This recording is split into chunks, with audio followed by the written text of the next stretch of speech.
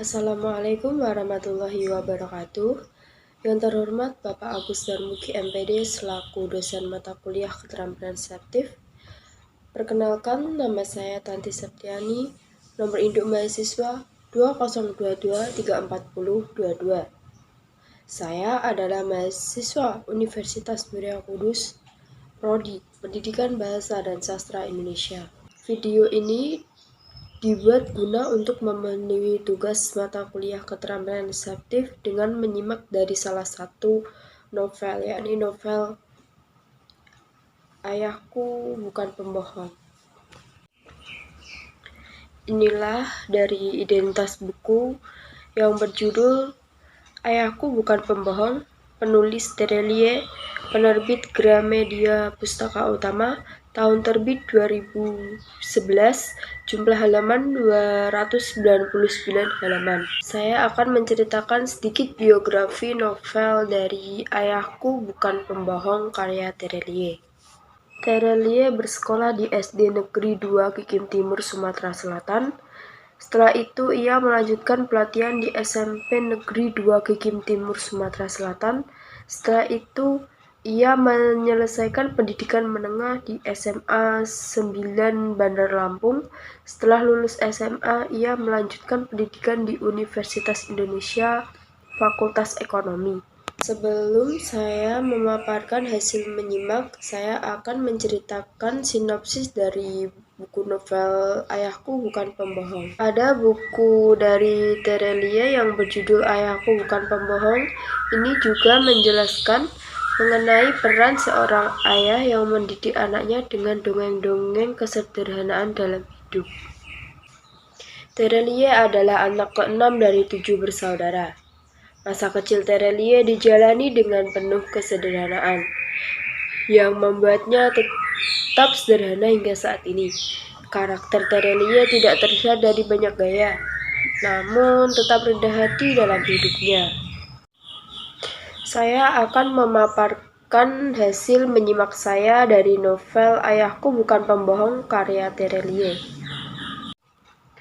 Cerita ini diawali tentang seorang remaja bernama Dam yang memiliki seorang ayah yang sangat dicintainya.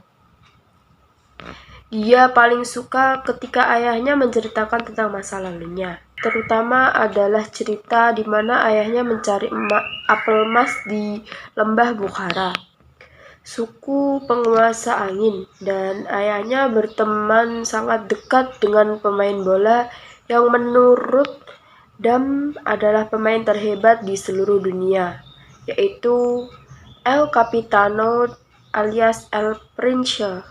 Tetapi ketika tumbuh dewasa, Dam merasa bahwa apa yang ayahnya dikatakan hanyalah kebohongan publik. Karena menurutnya lembah Bukhara dan suku penguasa angin itu tidak benar. Terlebih lagi, ayahnya terlihat sedikit gugup dan menolak permintaan ketika Dam ingin menulis surat kepada Pangeran El. Jarjit, anak sekolah yang selalu membenci Dam, menjaga keluarga Dam yang miskin karena keluarga Dam tampak sederhana. Hal ini dikarenakan keluarga Dam sering dikatakan lebih kaya dari siapapun di kota ini. Dam mendengarnya sendiri, tapi ia tidak mengerti apa yang Jarjit bicarakan. Keluarganya memang miskin dan tidak mampu membeli mobil, bahkan rumah yang disewa selama 20 tahun. Ketika Dam dewasa dan sudah menikah, dia tidak lagi bisa mempercayai cerita ayahnya. Bahkan, dia berani memberitahu ayahnya bahwa Dam tidak ingin kebohongan ayahnya meracuni anak-anaknya.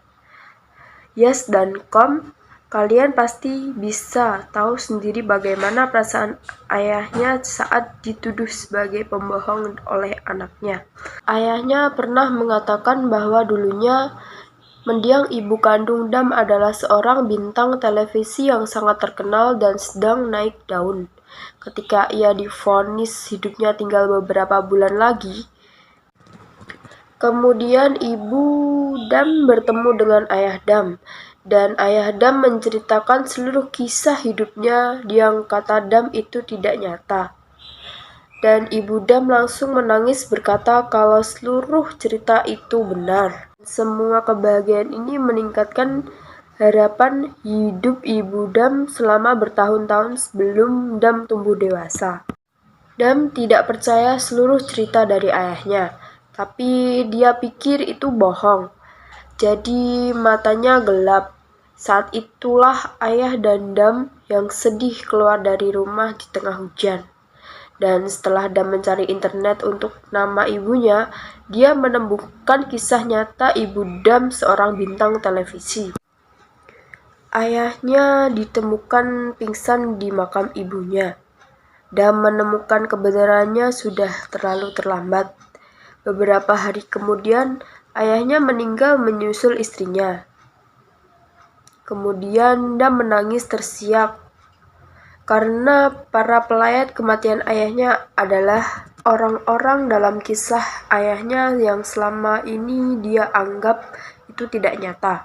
Termasuk suku penguasa angin, si nomor 10 dan pamannya yang merupakan sahabat baik ayahnya sejak berumur 8 tahun.